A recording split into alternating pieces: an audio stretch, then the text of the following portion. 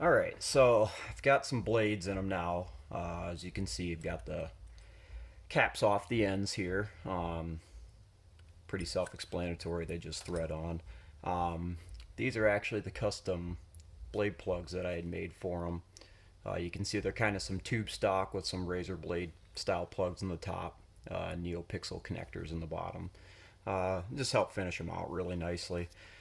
So yes, on the chassis, when I was working with Jeremy of Solo Sabers, we had decided that board access was going to be the number one priority to be able to still program these sabers in the case of there's anything we wanted to change. So, but we also still needed to be able to get to a recharge port of some sort. The problem is the batteries are located up in here, and these chassis, after these buttons are put in, do not come out. So had to do a recharge port, but with board access. So that is kind of how we ended up with this setup, as you can see here. They just use the normal recharge port plugs on them. Due to the space constraints of the Shoto, we had to use a floating board kind of style, because as you can see in this cap, there's very little room in there for that. You lose a little bit of sound quality as well, because the vents are actually part of this inner tube, and they've got to vent out through these small areas. Plus, they can only use a 22 millimeter speaker, so you're kind of limited as to what you can do sound wise, and as far as the battery goes.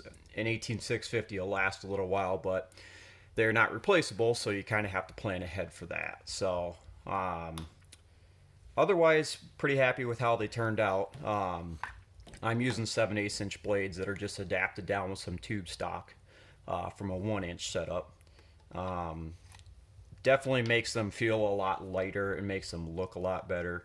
As you probably know, Ahsoka's a little bit smaller than your normal characters, so using a little bit shorter blade helps to make them look a little bit more correct as far as the proportions go on it.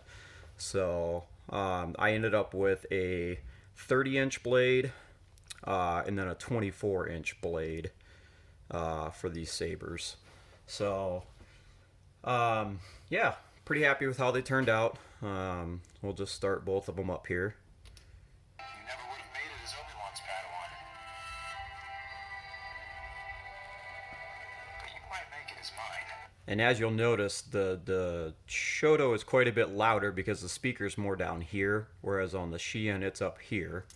You never would have made it as Obi-Wan's Padawan. But you might make it as mine. And they actually both have the exact same sounds set up on them. Just makes them a little bit easier to use. The only difference being that the Season 3 to 5 font on the Shoto has more of a green gold color, whereas the Xi'an's a full green color. So